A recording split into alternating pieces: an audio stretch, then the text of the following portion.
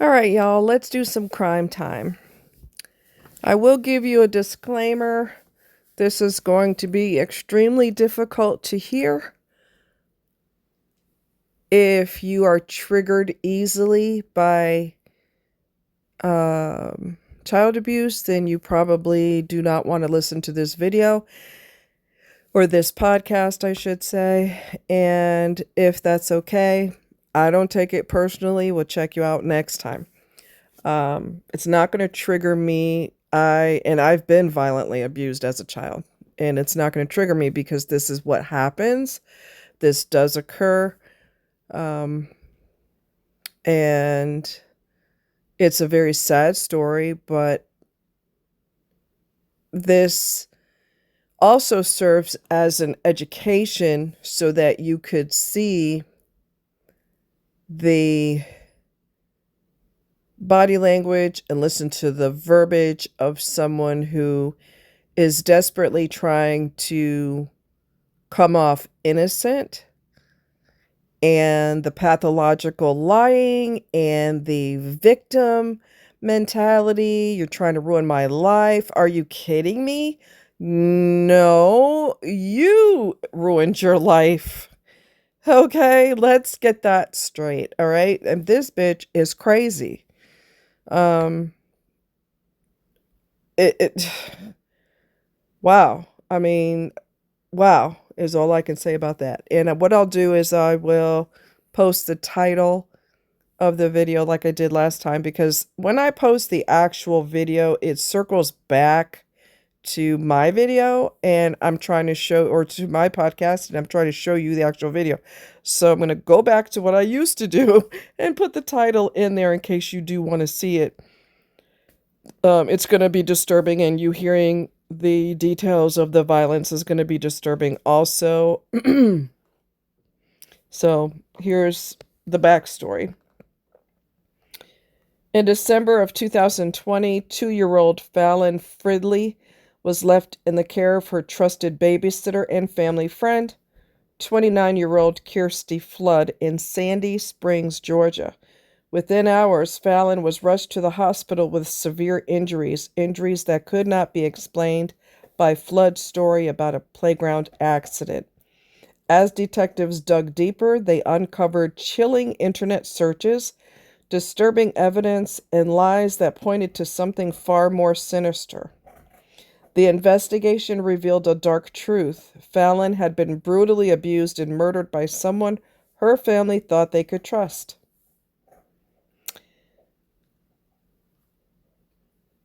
She had the baby from 6 in the morning till 6 in the evening. And normally, anytime the mom would contact her, text her, how's my girl? Oh, she's fine. We're doing this, we're doing that, we're having dinner, we're, whatever they're doing. And this particular day, she wasn't as communicative with the mom. And the mom was getting worried. And everything had gone well up until this particular time.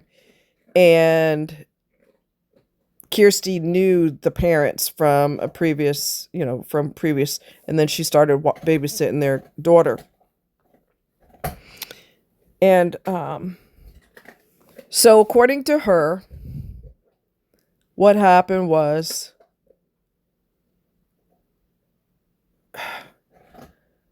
this is going to be really hard. I'm just letting y'all know this is going to be really, really hard. So this is like my second warning to y'all. If you can't handle this, we will check you out next time. No harm, no hard feelings. It's just going to be really hard. So Kirsty claimed that she took Fallon to, the day went like normal, according to her. And then they went to a park where there's, the kids could play on the swings and the whatever they got going on over there, kids park. And she supposedly fell off the slide.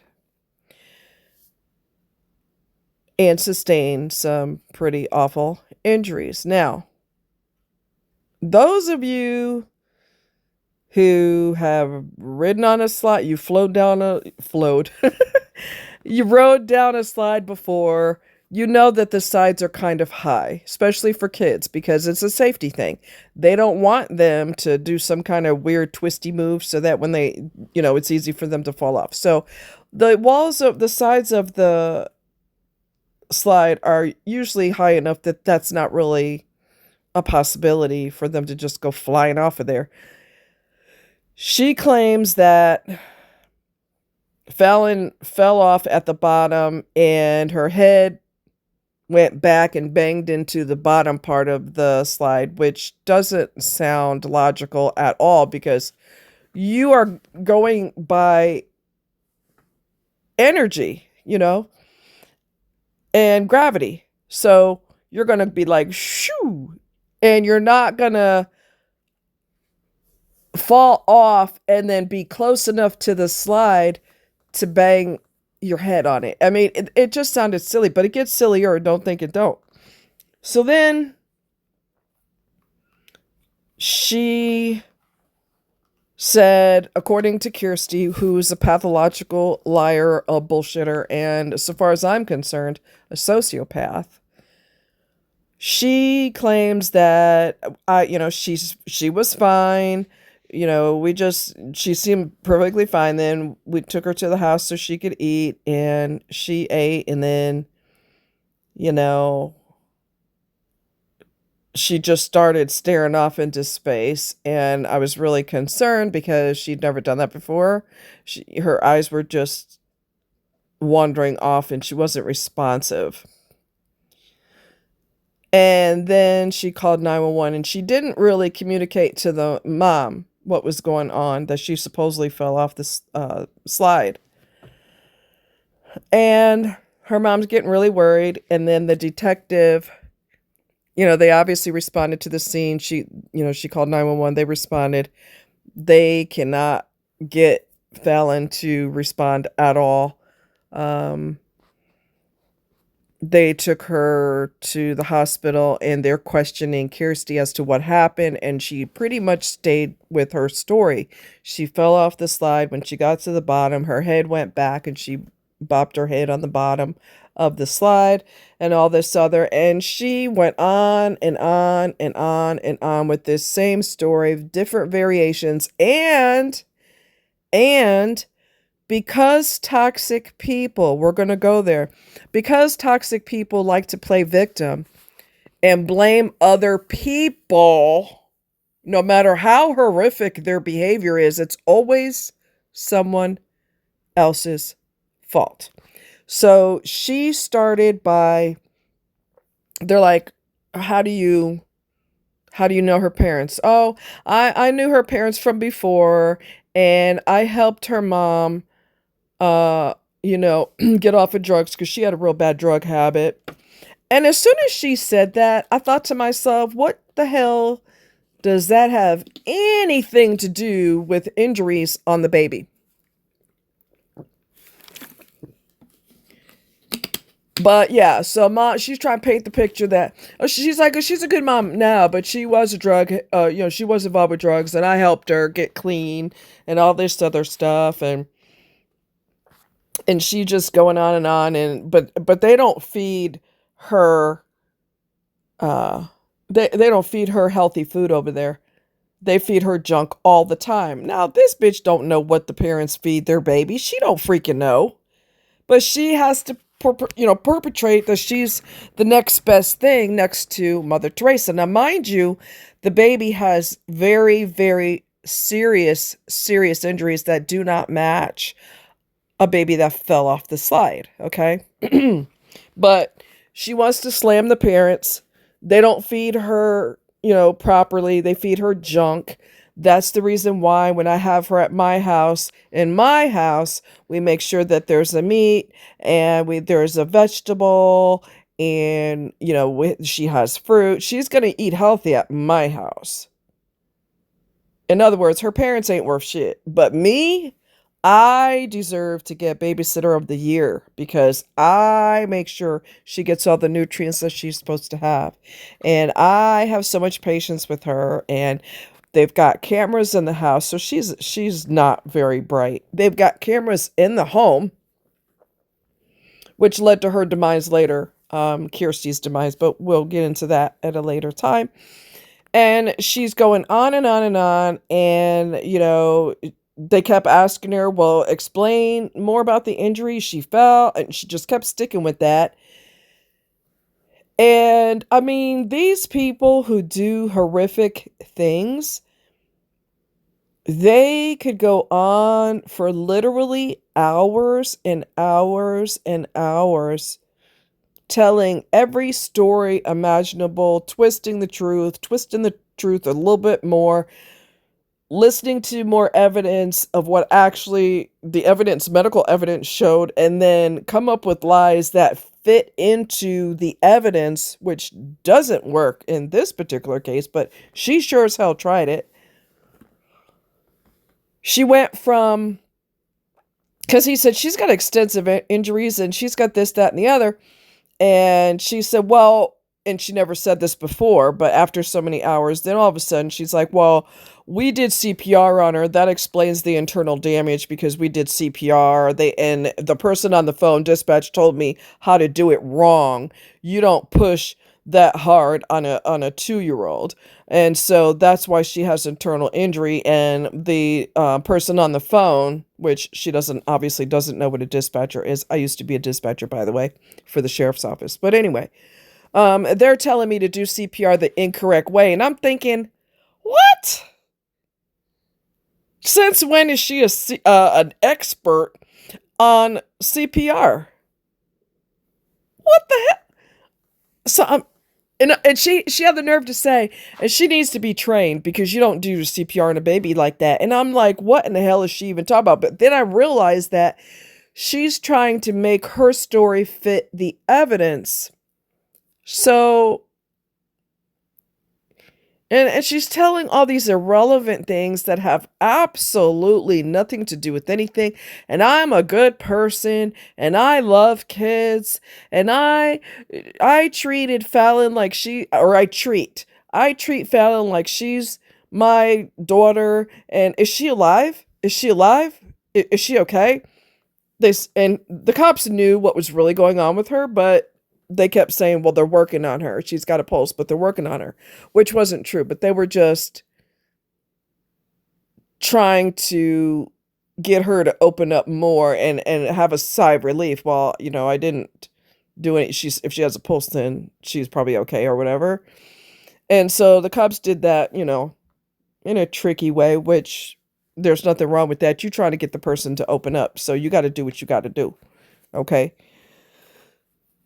So anyway, I'm trying to remember because I forgot to, jot it down what her injuries actually were. So I'm gonna try to remember, which is kind of scary because my memory. She had skull fractures. She had, I know she had internal bleeding in her abdomen. Her abdomen was bloated because of internal bleeding. She had a laceration to her liver. She had a laceration to her spleen, and a laceration to her colon. And so that's when she's like, oh, wait, internal bleeding. That's because we did CPR. So, you know what I mean? So she's trying to make what she's saying fit the evidence, and that's not going to work because even if she fell off the slide and even if she bopped her head, and that does not equal the extensive damage that she has to her body.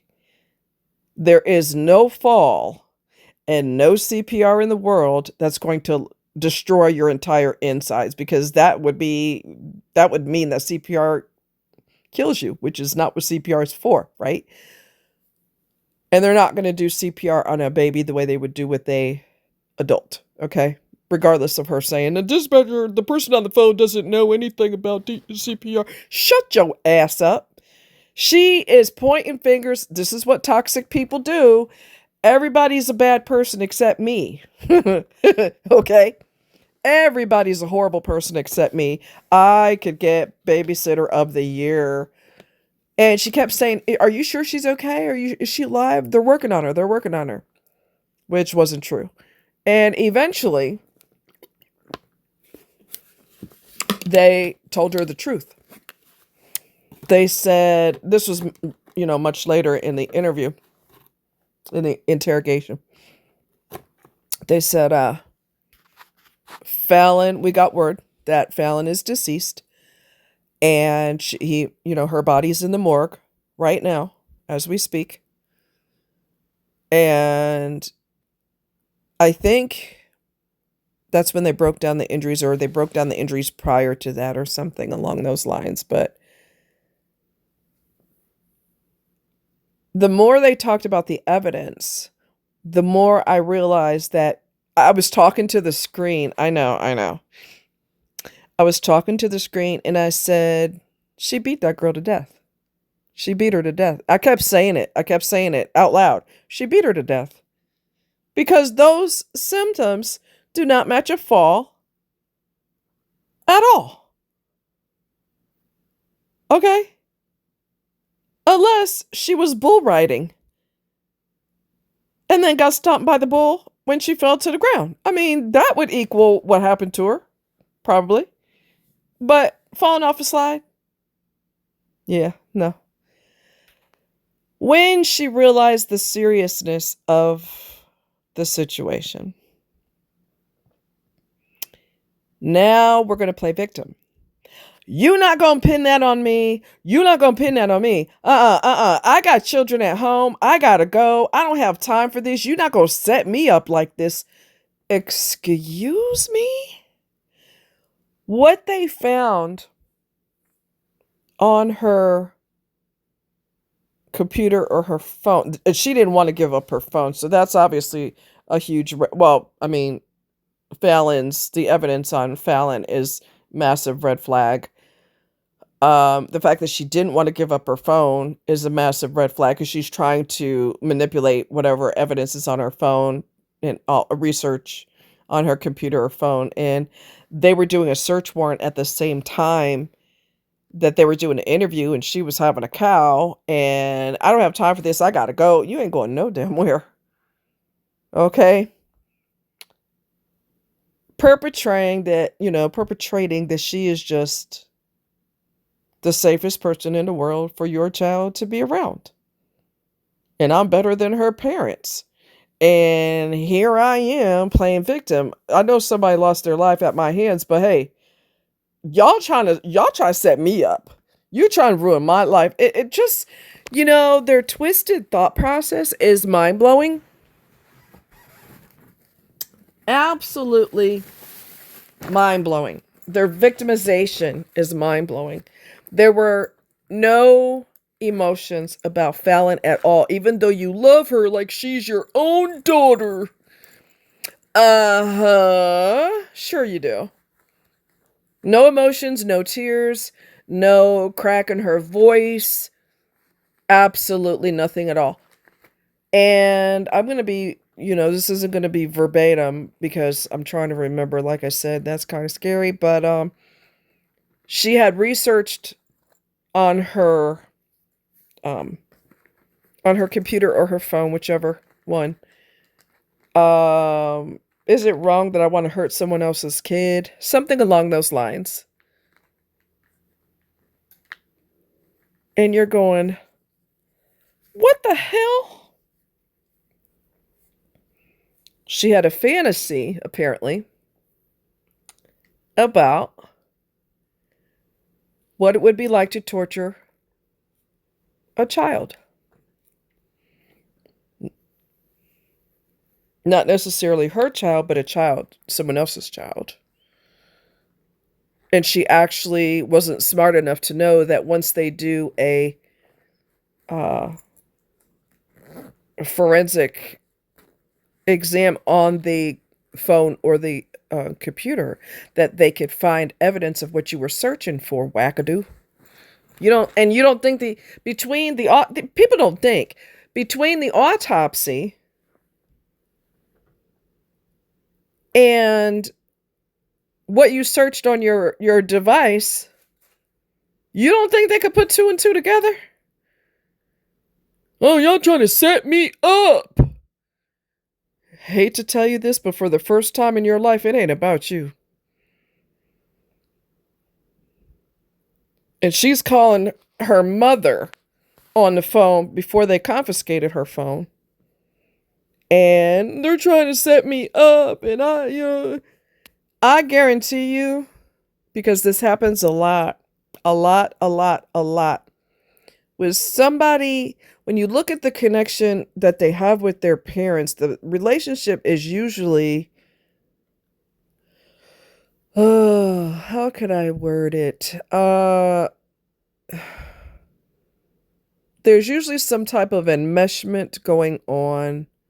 There's usually one parent or both that could never ever imagine their child doing something awful, and they've always enabled this child and taught them that you are above everyone and everything else because they give them everything they want, treat them special, put them on a pedestal. No matter how horrible they are, it's okay, baby, we'll get through this together. You would never do something like that. I already know you would never do that. And they've never faced consequences, and they've never been disciplined. There's a lot of dysfunction that results in this type of behavior. And I'm going to backtrack. You look at Chris Watts, for example. He finally said that he twisted the story because God knows they could twist. She was trying to, I forget his Shannon. They call her Shanann. I don't. Her mom calls her Shannon. I call her Shannon like her mom does. I don't know what this Shanann shit is. But anyway, her mom, she said that, or Chris Watts said that he caught Shannon hurting the girls, and so he ended up attacking her to protect the girls and all this other, and it was all lies, right? Well, when his father came in and heard all these different BS stories and knew that the wife and the girls and the unborn baby were deceased, he's sitting here putting his arm on his shoulder, on Chris's shoulder, like showing him compassion. Like, we're going to get through it. Like nonverbals, we'll get through this together. Are you out of your freaking mind? Neither one of Chris Watts' parents shed a tear about the grandkids and about their daughter-in-law being gone. Nothing, zero. Your son's a murderer and you're touching him on his arm or his shoulder like, hey, we're going to get through this together. And you wonder why they turned out the way they do, because no matter what they do, mama and dada will always be there for you and be by your side. Oh my God, the whole family is twisted, which is not unusual. Okay, so back to Fallon. Obviously, the parents are extremely distraught. They don't have a clue how this even happened because this was supposedly their friend. But their friend had sick fantasies in her head of hurting a child. And so she made it come true. Because she's not the brightest bulb in the box, when the camera showed the days that, in and out, what was going on that day, this and that, feeding time and, the whole bit. It also showed before she had a chance to delete it, when they did the search warrant, they hurried up and grabbed the video before she had a chance to go home and try to erase it. And they had evidence on her phone, her cell phone also. And the video, they blurred it. But The video showed her picking up that baby and dropping her on her head a couple of times, deliberately dropping her on her skull a couple times, flinging her into the chair. And God only knows whatever else she did to her. And they blurred out the sounds of her screaming, but you could hear like a noise, but they kind of muffled the noise so it's not as... So even though she was still trying to perpetrate, you're trying to ruin my life, I'm not going to let you set me up this way, I need to talk to a lawyer, and this and that and the other. Never, ever, not one time. She could be a psychopath instead of a sociopath. No emotions about Fallon in any way, shape, or form, even though I took care of her like she was mine. I loved her like she was mine. Really? In her twisted mind, that's true. In her twisted, lying mind, that's true. The good thing is, well, I won't tell you what the sentence was in case you guys watch the video. I don't want to do spoiler alert, although I already did because I told you everything, But justice will be served. Her fiance was there as well, and he's not going to get away scot-free because he didn't do anything to prevent it.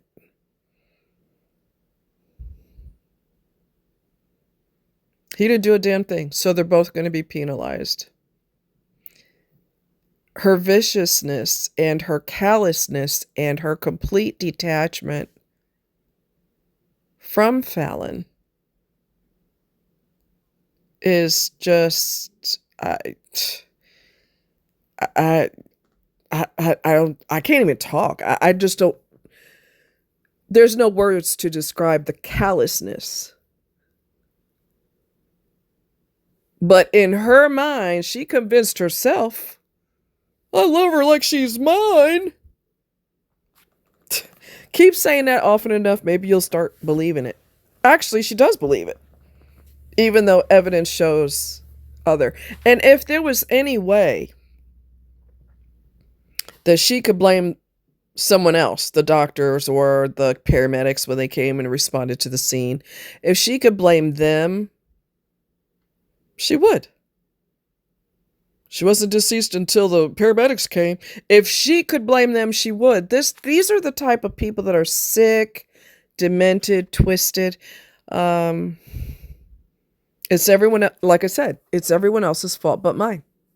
Even though there's visual and audio evidence of what I've done, that's totally besides the point. No, that's not besides the point, crazy bat. No. She was trying to be slick. She was trying to hurry up and go home. I got kids at home. I got to work tomorrow. I don't have time for this. Oh, no. No. You're not going to go home and be sneaky and try to destroy the evidence on the video because no. Even before I knew they were doing a search warrant, I'm talking to the screen and I'm going, get a search warrant on her house. Get a search warrant on her house. Well, they did while they were doing the interview before she had a chance to go home. We're not playing with neither one of you fools. He's in the other room. Her man is in the other room being interrogated, and she was in the other room, a separate room. And at the same time, before either one of y'all get a chance, because this involves a homicide, we gonna get as much evidence as we can before you try to alter the evidence. And then when they took the phone from her, she was fighting because she didn't want to give that phone up because she knew there was evidence on her phone. And she's like, they're taking everything from me. They took my car keys. They took my phone. Right, because it's all about you, right, Kirsty? It's all about you. We have a deceased child, but it's not about the deceased child. It's all about you. What in the hell? So, I mean, you will see, if you watch the video, you will see her body language and her whining and playing the victim and coming up with more and more and more lies without a care in the world for this child. Did not drop a tear, did not have any emotions about it, didn't give a damn. Y'all trying to set me up. And I have watched enough criminal documentaries to be totally stunned, not surprised, because I've seen this a lot. Totally stunned by their 1000% detachment from what they have done. Complete detachment. As if Fallon's not even part of the story. It's all about me, and y'all try to set me up. Y'all try and ruin my life. Oh, yeah. Oh, yeah. They woke up that morning and spun a wheel and said, we had random names on the wheel. We spun the wheel, and then your name just happened to come up, and we're going to pick on you today for no damn reason. What fantasy world are you living in, psychopath? You know what I'm saying? So I'm pretty sure when I saw the video of her abusing that child, my jaw probably hit the floor. I just, I